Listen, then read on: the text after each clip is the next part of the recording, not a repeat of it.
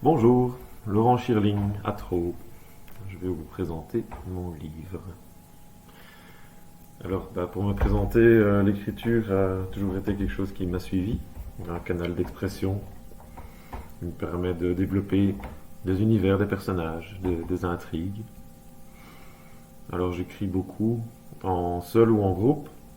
J'anime des ateliers et je participe d'ailleurs aussi à pas mal d'ateliers d'écriture. C'est un atelier collectif qui a été à l'origine de mon premier roman, La sorcière du village de Feuilles,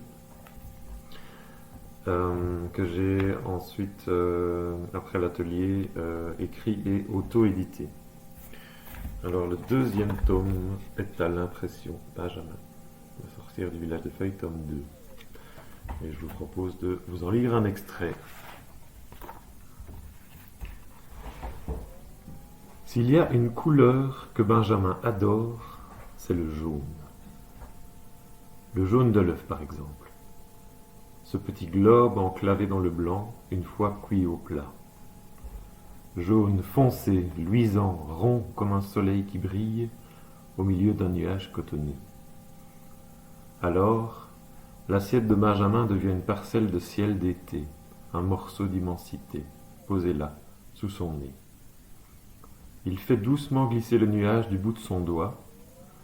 Celui-ci plane, flotte et parcourt des milliers de kilomètres entre le bord gauche et le bord droit de la voûte céleste. Benjamin ne peut s'empêcher de tâter avec l'index la surface du globe astral, d'en tester la résistance, d'en évaluer la température. La fournaise sur sa peau de titan est à peine une tiédeur timide.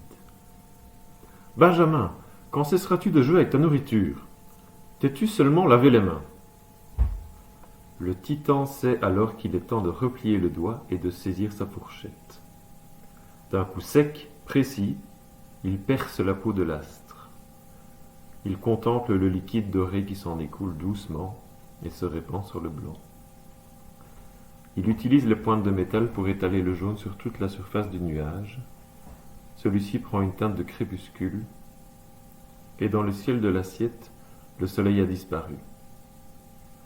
Le titan découpe le nuage en morceaux qu'il engloutit dans le gouffre de sa bouche béante.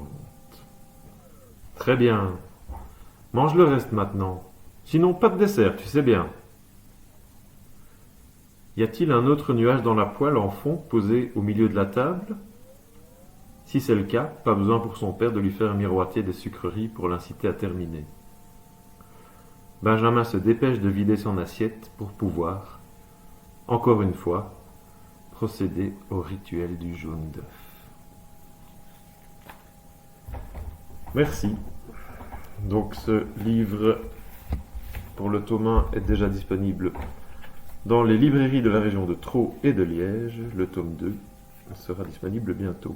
Et il y a plus d'infos sur mon profil auteur. Bonne fin d'année, merci.